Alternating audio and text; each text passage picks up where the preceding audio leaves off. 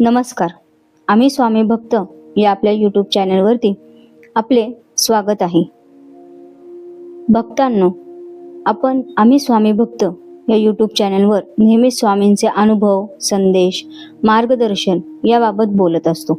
अनेक भक्तांना स्वामींचे आलेले अनुभव, प्रचिती आपण आपल्या या यूट्यूब चॅनलद्वारे लोकांपर्यंत पोहोचवतो. आज असाच एक स्वामी भक्तांचा अनुभव आपण पाहणार आहोत. तर सुरुवात करूया स्वामींच्या अनुभवाला. या दादांचे नाव श्रीकांत आहे आणि ते सांगतात की मी स्वामी भक्त कधीच नव्हतो आणि माझ्या घरी सुद्धा कोणी स्वामी भक्त नव्हते.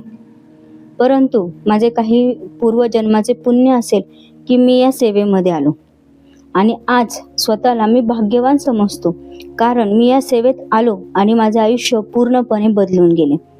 दादा सांगतात, मी एका खाजगी संस्थेत कामाला होतो. पगार खूप कमी होता. नुकतेच लग्न झाले होते, त्यामुळे जबाबदारी वाढली होती. मिळणाऱ्या पगारात भागवणे हे अवघड होत होतं.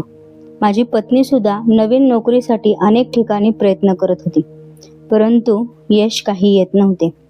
मी ज्या संस्थेत काम करत होतो त्या ठिकाणी एक स्वामी भक्त रोज स्वामींची पूजा करत आणि मी हे पाहत होतो. कधी कधी मी सुद्धा त्यांना या पूजेत मदत करत होतो. काही महिन्यातच पत्नीला एका बँकेचा कॉल आला. परीक्षा दिल्यानंतर मुलाखतीला बोलावले.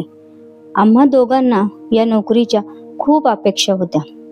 मी स्वामींना प्रार्थना करत होतो. अंतिम यादी लागणार होती. मी मोठ्या अपेक्षेने यादी पाहायला गेलो, पण दुर्दैव, माझ्या पत्नीचे नाव त्यात नव्हते. मी लिस्ट अनेक वेळा पाहिली, पण त्यात नाव नव्हते. आम्ही दोघे खूप निराश झालो. मी पुन्हा माझ्या ऑफिसकडे निघालो.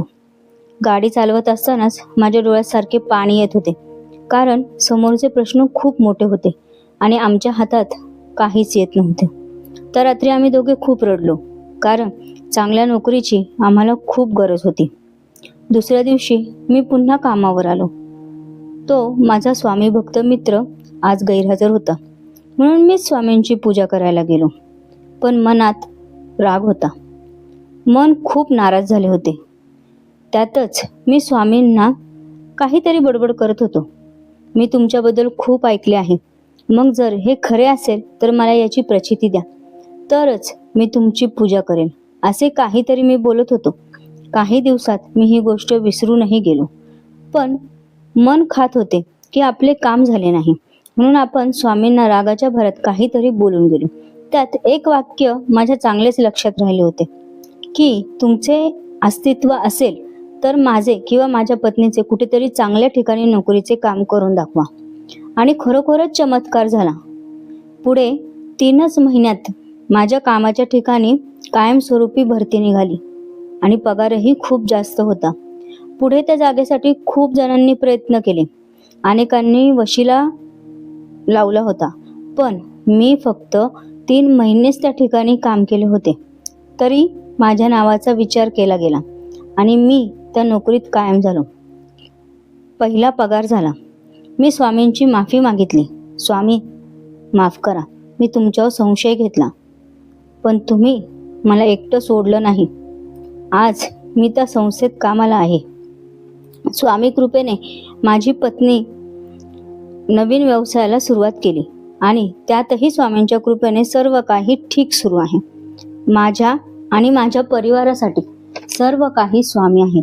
स्वामींशिवाय आम्ही काहीच नाही. आज जे आहे ते फक्त आणि फक्त स्वामींमुळेच आहे. जाता जाता एवढंच सांगेल की आज खातोय तो घास आणि घेतोय तो श्वास फक्त आणि फक्त स्वामींमुळेच. श्री स्वामी समर्थ.